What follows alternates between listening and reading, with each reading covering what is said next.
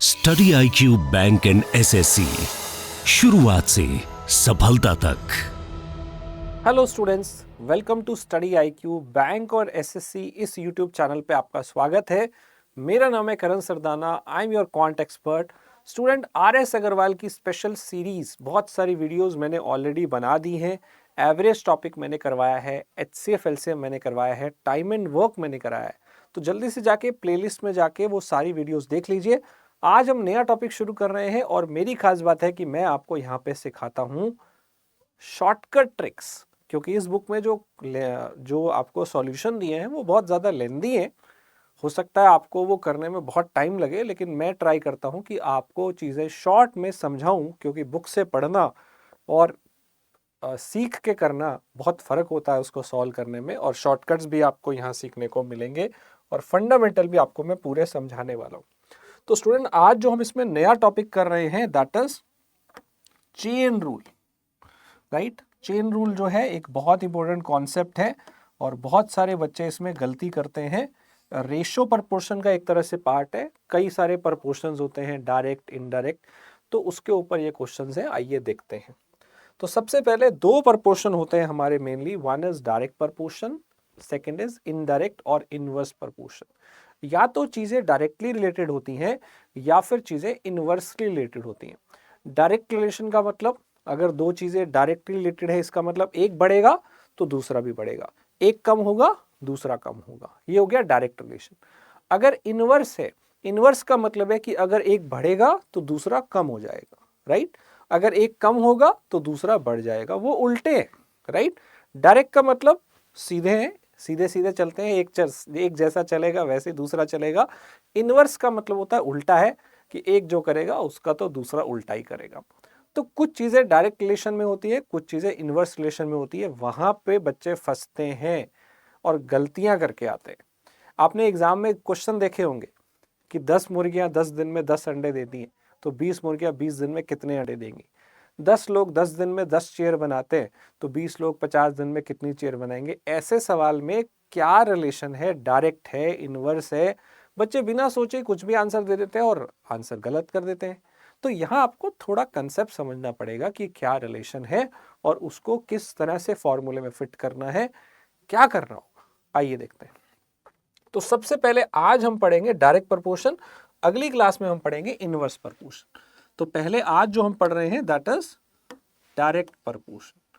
इसको समझते हैं क्या होता है। जैसे मैंने आपको अभी समझाया कि डायरेक्ट प्रपोर्शन का मतलब है, डायरेक्ट प्रपोर्शन का मतलब है सीधा सीधा संबंध है किसी दो चीजों के अंदर।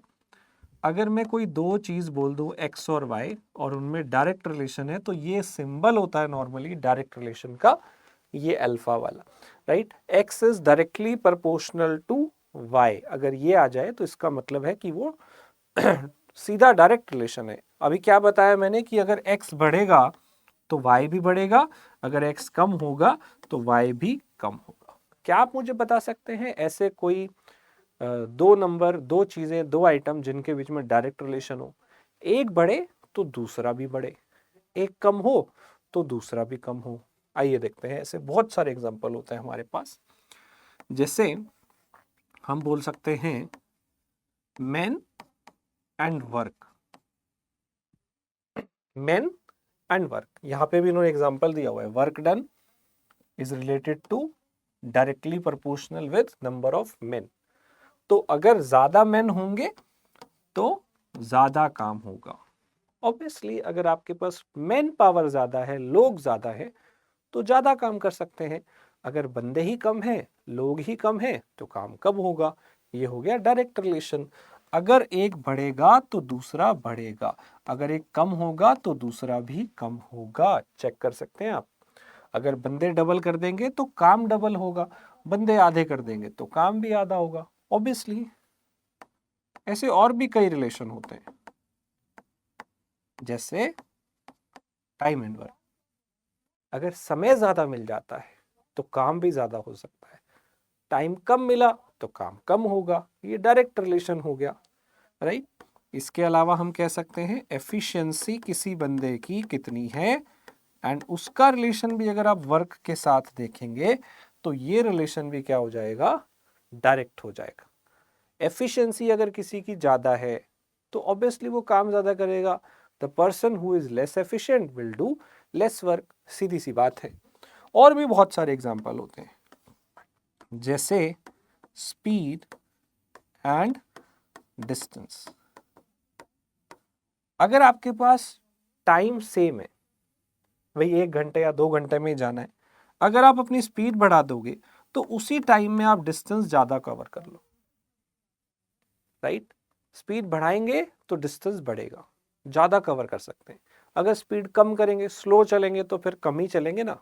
तो ऐसे बहुत सारे हमारी लाइफ में एग्जाम्पल होते हैं जो कि डायरेक्ट रिलेटेड होते हैं। एक और है cost of the things and number of things, number of articles. जितने ज्यादा आर्टिकल लाओगे उतनी ज्यादा कॉस्ट होगी, कम आर्टिकल लेके आओगे तो कम कॉस्ट होगी। यहां पे भी इन्होंने एग्जांपल दिया हुआ ये वाला, cost is directly proportional to number of article. ज्यादा आर्टिकल ज्यादा कॉस्ट, कम आर्टिकल कम कॉस्ट।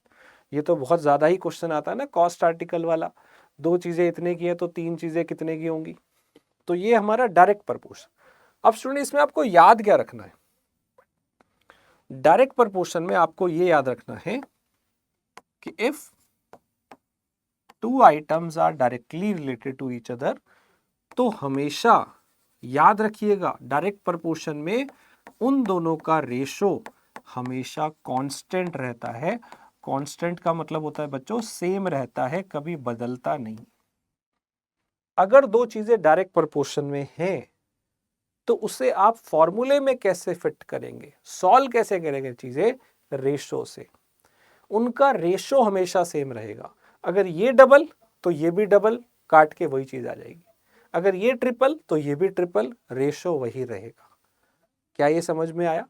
जैसा आप x में बदलाव करेंगे वैसा y में होगा। तो इन दोनों का रेशो कभी बदलने वाला नहीं है। कब? जब चीजें डायरेक्ट प्रोपोर्शन में। तो स्टूडेंट जैसे हम ये बोले कि कहीं पे 2 बंदे हैं और वो 10 चेयर बनाते हैं, आपसे पूछा जाए कि 3 मैन कितनी चेयर बनाएंगे, राइट। एक छोटा सा एग्जांपल ले रहा हूं, 2 बंदे 10 चेयर बनाते हैं तो 3 बंदे कितनी चेयर बनाएंगे। इसको कैसे करेंगे? सबसे पहले आप रिलेशन समझिए क्या है। ये है मैन पावर और ये है इनका chair banana, which is their work, काम है। अब क्योंकि यहाँ पे रिलेशन मैन वर्सेस वर्क है और उसमें ध्यान से सोचिए, बंदे बढ़ाएंगे तो काम बढ़ेगा ना, अगर बंदे कम करेंगे तो काम कम होगा। इसलिए ये डायरेक्ट प्रोपोर्शन है और इसलिए आप इसको रेशो में फिट करके सेम रखें। इन दोनों का जो रेशो है वो इन दोनों के रेशो के इक्वल होगा। मान लो ये x है तो 2 बंदे 10 चेयर बनाते हैं, राइट, मैन वर्सेस वर्क, ये कांस्टेंट रहेगा। 2 बंदे 10 चेयर बनाते हैं तो 3 बंदे कितनी चेयर बनाएंगे? 2 आदमी 10 लोग बनाते थे तो 3 आदमी, यानी कि यहाँ एक तरह से यूनिटरी मेथड चल रहा है कि एक बंदा कितना बनाएगा। अगर 2 बंदे 10 बना रहे हैं तो एक बंदा 10/2 ये उधर जाके डिवाइड भाग हो जाएगा।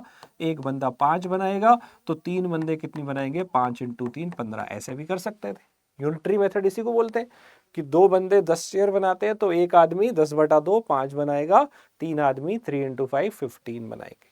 इसको रेशो से कर सकते हैं डायरेक्टली ऐसे कि 2 बंदे 10 बनाते हैं तो 3 बंदे कितनी बनाएंगे? ये 2 से कैंसिल हो गया 5 और 5 × 3 x का वैल्यू आ गया है 15।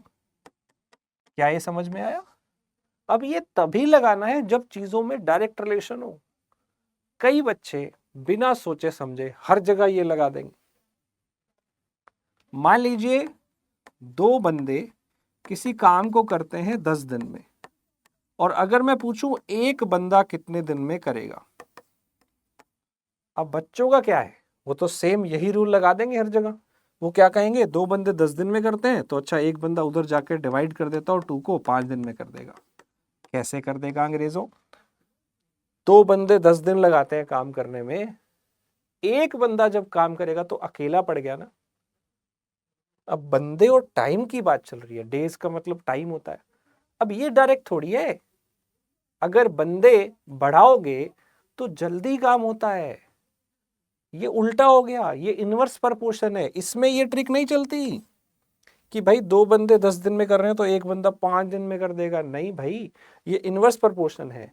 इसमें कुछ अलग होता है।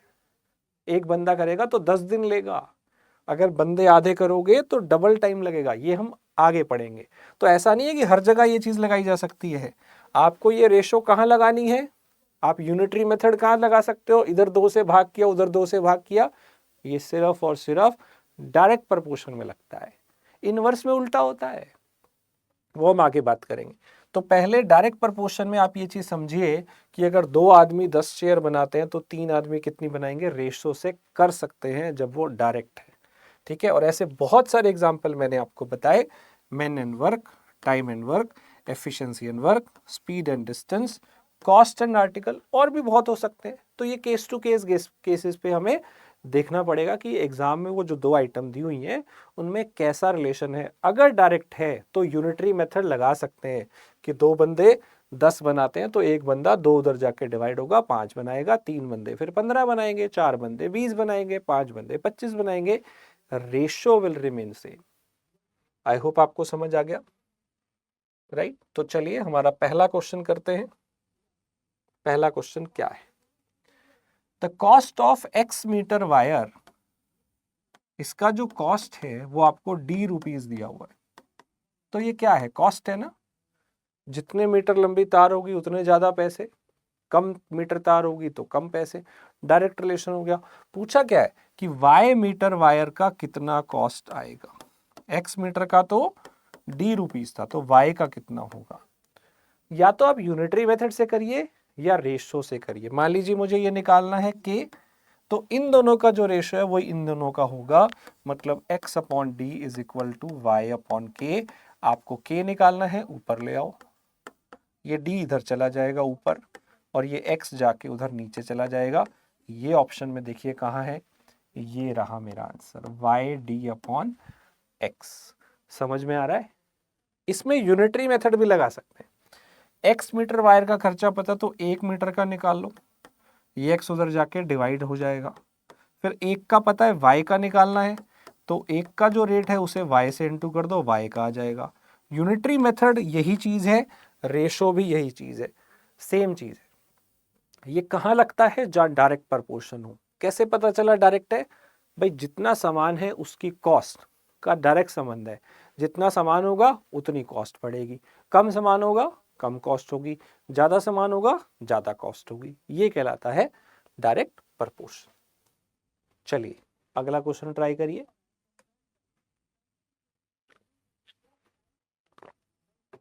क्या क्वेश्चन है यहाँ पे? 5.5 डजन पेन का जो प्राइस है वो है 1287। आपसे सिर्फ पूछा है 16 पेन का क्या प्राइस हो। तो ये डजन में है, इसे आप पहले मल्टीप्लाई कर लीजिए। कितने हो गया ये वैल्यू?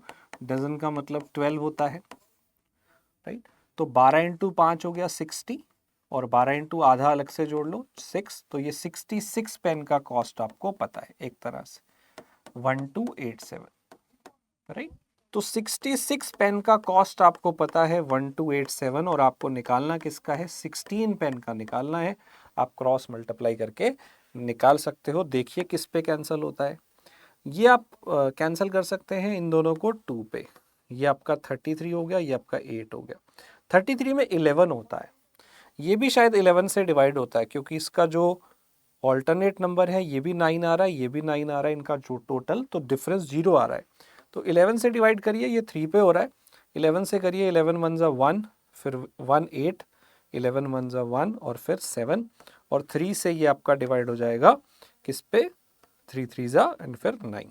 तो अल्टीमेटली क्रॉस मल्टीप्लाई करिए, इधर x आ गया और इधर 39 इंटू 8। सो 39 को आप 8 से मल्टीप्लाई कर दीजिए, इसको आप लिख सकते हैं 40 माइनस 1। तो ये मल्टीप्लाई करिए 320, और उसमें से आप 8 माइनस कर दीजिए, आपके पास आ गया 312। सो 312 जो है आपका फाइनल आंसर आ गया है। समझ रहे हैं आप कितना आसान है ये? ठीक है, अगला क्वेश्चन क्या है? 357 मैंगो का प्राइस आपको पता है, 357 मैंगोस का प्राइस आपको पता है कितना है, 1517.25। अप्रॉक्स आपको 49 डजन्स का निकालना है, डजन का मतलब 12 होता है, तो इसका कॉस्ट कितना होगा? तो अगर आप ये देखेंगे 50 माइनस 1 है इंटू 12, यानी कि 600 माइनस 12, 600 माइनस 12 का मतलब आया 584 का जो प्राइस है कॉस्ट कितना होगा। तो ये देखिए, ये 357 का कॉस्ट आपको पता है, 584 का अप्रोक्सीमेटली कॉस्ट कितना होगा ये आपको बताना है। अब स्टूडेंट देखिए, ये 1500 है, ठीक है। अब 1500 का अगर आप डबल कर देंगे तो डबल क्वांटिटी आएगी, तो इसकी डबल क्वांटिटी कितनी आती है? अगर आप 357 की डबल क्वांटिटी करेंगे तो 700 कुछ हो जाएगी, लेकिन ये 700 नहीं है, 700 से कम है। तो आप सीधा आइडिया लगाइए कि अगर मैं इसको डबल करता तो मेरी वैल्यू डबल आती, लेकिन मुझे डबल तो लानी नहीं है, उससे कम लानी है, तो मेरा आंसर डबल से कम है। 1500 का डबल 3000, 3000 से कम मुझे एक ही ऑप्शन दिख रहा है। देखो बाकी सारे तो 3000 से ज्यादा बड़े ऑप्शन है, तो कई बार हिट एंड ट्रायल से वैसे ही देखने से समझ में आ जाता है, यहाँ एग्जैक्ट पॉइंट में निकालने की जरूरत नहीं है, राइट। अगर इधर डबल होता तो उधर भी डबल होता, तो 3000 रुपये लगते लगभग, 3034-35 रुपए, पर 3000 से कम वाला एक ही ऑप्शन है ये, और यहाँ क्वांटिटी भी 3000 से डबल से कम है। और रेशो से इसको करते, अगर हम करते तो वैसे एग्जैक्ट निकालना होता तो 357 के हिसाब से हमारी कॉस्ट है इतनी, और फिर हमारी 584 के हिसाब से कॉस्ट कितनी आएगी, ये मेरा क्वेश्चन है। इसको हम सिंप्लीफाई कर लेते, पर मुझे ऑप्शन से डायरेक्ट समझ में आ रहा है। अगला क्वेश्चन, ये हमारी डेली लाइफ में हम बहुत करते हैं कि एक पाव, एक क्वार्टर इतने का आता है, राइट। एक क्वार्टर जो है वो इतने का आता है, तो आप बताइए कि एक क्वार्टर पोटैटो जो है वो 60 पैसे के आते हैं, तो 200 ग्राम कितने के आएंगे, ठीक है। अब एक क्वार्टर का मतलब क्या होता है? क्वार्टर का मतलब होता है 250 ग्राम। क्वार्टर मतलब एक चौथाई, क्वार्टर साल में भी 4 होते हैं ना, 4 क्वार्टर होते हैं, तो 250 ग्राम की कॉस्ट है 60 पैसा। आपसे 200 ग्राम की पूछी है, कोई दिक्कत नहीं है, शायद 250 ग्राम की कॉस्ट आपको पता है 60, तो 200 ग्राम की कॉस्ट कितनी होगी? सॉल्व कर लीजिए, 50 से काट दीजिए, ये 5 पे और ये 4 पे। अब 5x की जो वैल्यू है वो क्रॉस मल्टीप्लाई करके 60 इंटू 4 आ गई, तो 5 से ये कट जाएगा 12 पे, 12 इंटू 4 कितना हुआ? 48 पैसे वाला ए ऑप्शन जो है ये आपका आंसर हो जाएगा। समझ रहे हैं यूनिटरी मेथड कहाँ लगाना है? जहां चीजें डायरेक्ट प्रपोर्शन में होती हैं, इनवर्स में नहीं लगाते। इनवर्स में क्या करना है वो हम आगे सीखेंगे। चलिए अगला क्वेश्चन क्या है देखते हैं। अगर एक बकेट का 4/9 पार्ट फिल हो गया है 1 मिनट में, rest of it will be filled in कितना टाइम? तो ये क्या रिलेशन है? ये जो रिलेशन है किसके बीच में? इतना काम इतने समय में हुआ है, तो अब बाकी काम कितने समय में हुआ, किसके बीच में रिलेशन है? Time and work. और मैंने आपको ये बताया था एग्जाम्पल में, टाइम ज्यादा होगा काम ज्यादा होगा, टाइम कम होगा तो काम कम होगा, ये भी डायरेक्ट रिलेशन है। तो आपकी बकेट का 4/9 भरने में तो 1 मिनट लगा है, ठीक है। तो आपसे पूछे बाकी कितने में होगा, अगर ये हो गया है तो बाकी हिस्सा निकालने के लिए हम 1 में से माइनस कर देंगे, वो कितना आएगा? 9 माइनस 1। 4/9 काम होने में कितना समय लगेगा, राइट।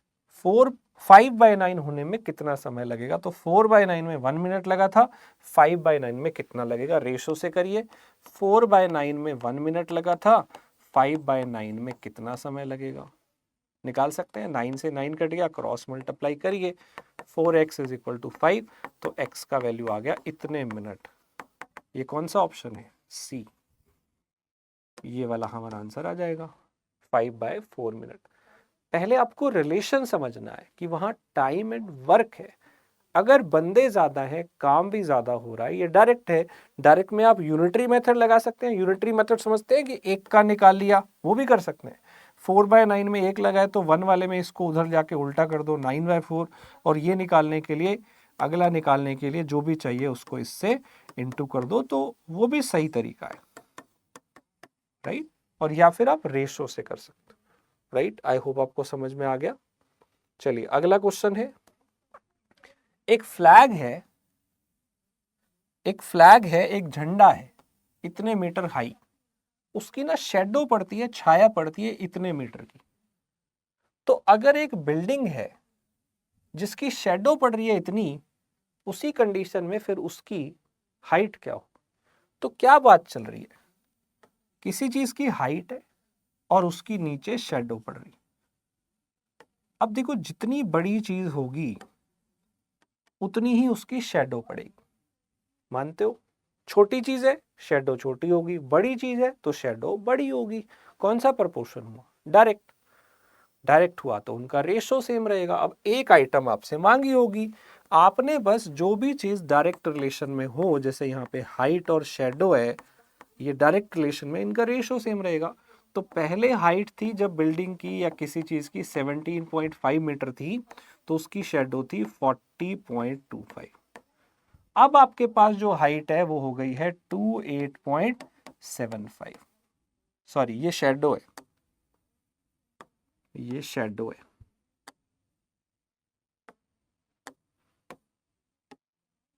सॉरी।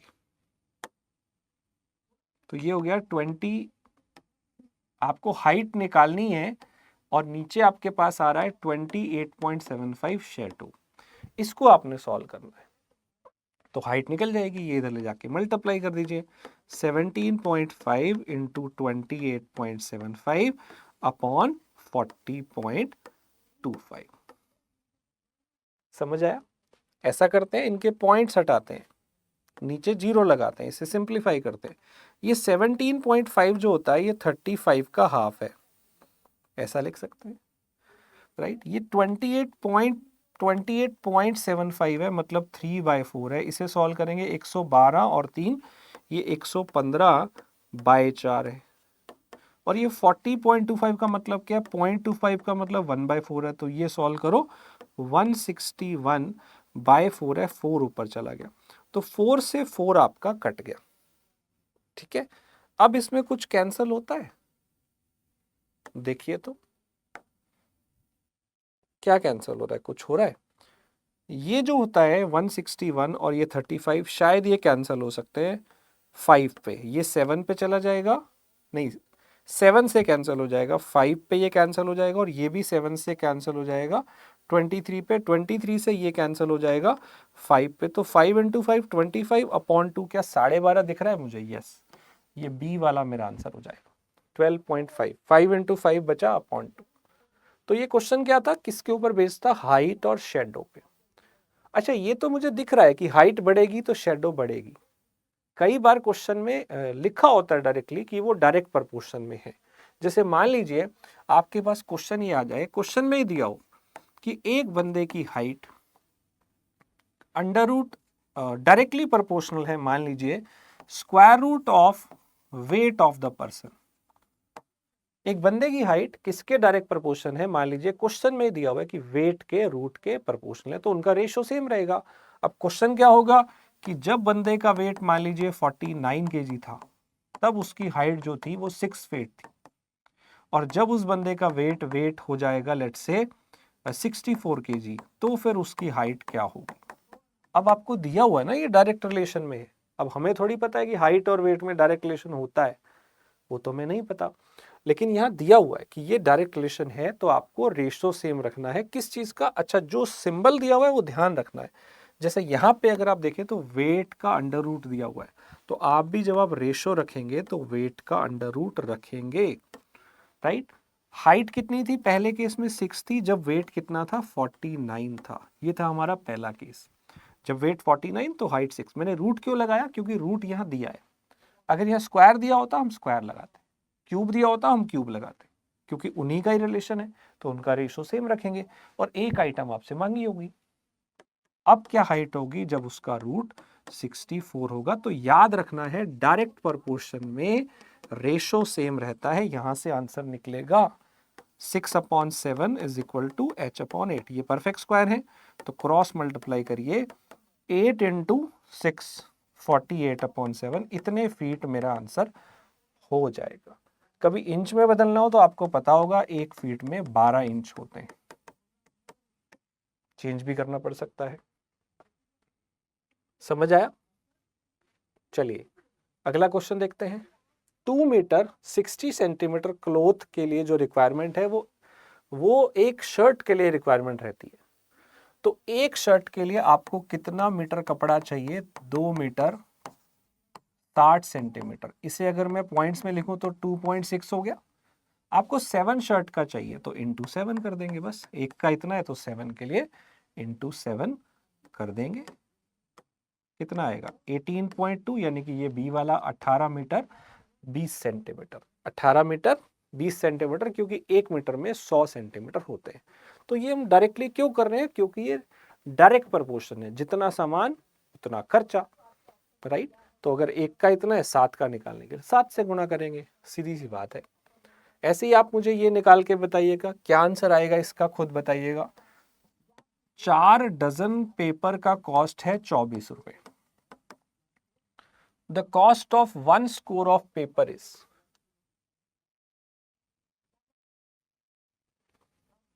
बताइए। 4 डजन का जो है कॉस्ट, 4 डजन का जो कॉस्ट है वो 24 रुपए है। तो एक स्कोर ऑफ पेपर क्या होता है? अब कई बच्चों को स्कोर नहीं पता होगा, वो मैं आपको बता दूं कि 1 स्कोर का मतलब होता है पेपर के अंदर 20 पेपर। तो 20 पेपर का आई थिंक आप कॉस्ट निकाल सकते हैं। 4 डजन का आपको पता है, डजन का मतलब 4 इंटू 2 का कॉस्ट हो गया है 24। अगर ये 12 काट दें तो ये 2 पे आ गया, मतलब 4 का जो कॉस्ट है वो 2 रुपीज है। आपको एक स्कोर का निकालना है, 20 पेपर का निकालना है, तो इंटू 5 कर देंगे तो 20 पेपर का आ जाएगा, 20 पेपर का कॉस्ट आ जाएगा 10 रुपए।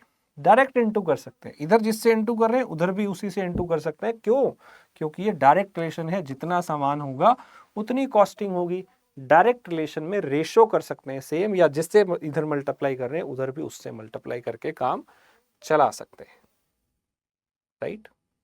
तो अगला क्वेश्चन है स्टूडेंट, ये भी पेपर में पूछा जाता है, ये थोड़ा सा कई स्टूडेंट को ट्रिकी लगता है लेकिन इतना मुश्किल नहीं है। देखिए क्या क्वेश्चन है। 8 फैन, अब यहाँ दो चीजें आ गई, 8 फैन एंड 14 ओवन, इनका मिला के जो कॉस्ट है वो है 36.520।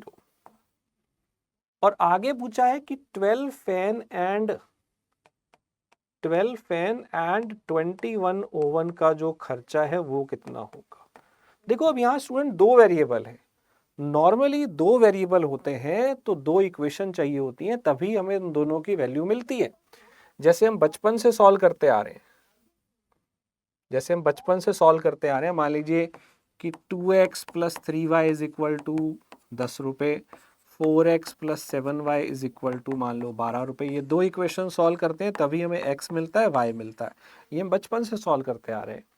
तो दो चीजें सॉल्व करने के लिए दो इक्वेशन चाहिए तभी वो सॉल्व हो पाती। तो कई बच्चों को क्या लगता है कि ये एक इक्वेशन दी और फिर अगली मांग ली जिसमें दो चीजें हैं तो हम इसका आंसर लगा दें, कैन नॉट बी डिटरमाइंड, शायद नहीं बता सकते। ऐसा लगेगा बच्चों को कि हम आंसर नहीं बता सकते। तो वैसे तो देखो बात जायज है कि यहाँ दो वेरिएबल हैं। अगर एक फैन और एक ओवन की कॉस्ट निकलेगी तभी तो आप इतने सारों की कॉस्ट निकाल सकते हो, दोनों की निकलेगी तभी निकाल सकते हो। तो लॉजिकली तो ये लगता है कि ये आंसर होना चाहिए, पर कभी कभी हम आंसर निकाल पाते हैं। कब? जब ये जो नंबर दिए गए हैं ये इसका कोई डायरेक्ट मल्टीपल हो, राइट, डायरेक्ट मल्टीपल हो। जैसे 2 आइटम 10 रुपए की है, 4 आइटम कितने की होगी? आप डबल कर रहे हो ना, तो इधर भी डबल करोगे। 2 आइटम का रेट पता है तो 4 का कितना होगा, डबल ही तो करना है, एक कांस्टेंट नंबर से ही तो मल्टीप्लाई करना है, कर लो।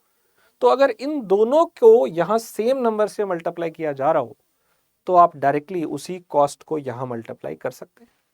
ध्यान से देखिए 12/8 कितना आता है, 12/8, 4 पे काटिए 3/2, 1.5 आ गया। ये भी 1.5 आ रहा है, तो ये 1.5 गुना हो रहा है। ये पूरी वैल्यू इस इक्वेशन का 1.5 गुना है। तो क्या हम 1.5 गुना इस चीज का 1.5 गुने का कॉस्ट नहीं निकाल सकते? निकाल सकते। तो बच्चे कैन नॉट बी डिटरमाइंड लगा के आ जाते हैं। लेकिन इस क्वेश्चन में अगर ये भी नंबर उतना ही गुना है और ये भी नंबर उतने गुना है, फिर हमें अलग अलग कॉस्ट नहीं पता, फैन और ओवन की ना भी पता हो, तब भी हम टोटल कॉस्ट तो बता ही सकते हैं ना, क्योंकि हमने आइटम्स को 1.5 गुना किया है तो प्राइस भी 1.5 गुना बढ़ जाएगा। तो बस इसको 1.5 से इंटू कर देंगे, 36.520 को 1.5 से इंटू करिए तो 36 इंटू 1 36, और इसका आधा भी लेंगे 1854 वाला मेरा आंसर होगा। 54 वाला मुझे ये दिख रहा है। आई होप समझ में आया। 1.5 गुना क्यों किया? क्योंकि प्राइजेस दोनों में 1.5 गुना हो रहे थे। अगर ये 1.5 गुना होता और ये ना होता, फिर हम आंसर नहीं लगा सकते थे एक इक्वेशन से। हमें 2 इक्वेशन चाहिए तभी एक्स और वाई निकलता है, फिर ही हम ये निकाल सकते। पर ये हम कब निकाल पा रहे हैं? जब आपके आर्टिकल दोनों तरफ सेम नंबर से मल्टीप्लाई हो रहे। तो यही सेम क्वेश्चन है अगला। आंसर बताइएगा। 21 पेन और 9 पेंसिल क्लिपर का कॉस्ट इतना है, 7 पेंसिल और 3 क्लिपर का कॉस्ट कितना होगा? बिल्कुल सेम पिछले वाला ये क्वेश्चन है। This is for you. Answer बताइएगा कमेंट में, राइट। सो स्टूडेंट्स, अगर आप चाहते हैं बेहतर तैयारी with study IQ, best content, best material के साथ, तो जल्दी से हमारे कोर्सेज में जुड़ें। और RBI ग्रेड बी ऑफिसर अगर आपको बनना है तो उसका हमारा न्यू बैच 4 लाइव बैच 1 मई से स्टार्ट हो रहा है। बिना देरी के इसमें ज्वाइन कर लीजिए, बिकॉज ये one of the most prestigious job है इंडिया की, सबसे बढ़िया जॉब, हाईएस्ट पेइंग सैलरी, और मैथ्स, रीजनिंग, इंग्लिश, जीए हर सब्जेक्ट में आप करते हो। इसमें आपको फाइनेंस और ESI एक्स्ट्रा पढ़ना है, डिस्क्रिप्टिव इंग्लिश एक्स्ट्रा पढ़ना है, तो आप इसे भी क्रैक कर सकते हो। Any graduate can fill. और इससे बढ़िया सैलरी, इससे बढ़िया वर्क लाइफ बैलेंस कहीं नहीं होता। थोड़ी मेहनत करके आप इसको पा सकते हो। तो पहले तो अपने आप को जो लेवल है वो बढ़ाइए। आप कुछ भी कर सकते हो, बस मेहनत करने की जरूरत है। तो स्टूडेंट, ये 1 मई से बैच शुरू हो रहा है, जल्दी से आप इसमें एनरोल करिए। एंड अभी आपको मिल रही है स्पेशल लर्निंग डेज पे डिस्काउंट्स। ये जो दिन है ना बच्चों, इलेक्शन के दिन चल रहे हैं, कोई पेपर नहीं हो रहा है, स्पेशल लर्निंग डेज आप इसे कह सकते हो, कि अभी जो दिन है ये दोबारा नहीं मिलेंगे, कि पेपर तो कोई है नहीं अब 1-2 महीने उसके बाद ही है ना, तो अब पढ़ाई करनी है। स्पेशल लर्निंग डेज के लिए स्पेशली स्टडी IQ आपके लिए सेल लेके आया है। KS लाइव आपको कूपन कोड यूज करना है और you will get maximum discount on our courses, right. तो ये जो कोर्स है स्टूडेंट, ये आपको 8-9 हजार वहां प्राइस दिखेगा, 7,500-8 हजार टाइप, लेकिन आप कूपन कोड यूज करेगा आपको सिर्फ 6,000 के अंदर मिल जाएगा। तो जल्दी से इसे ज्वाइन कर लीजिए, लिंक नीचे डिस्क्रिप्शन में है।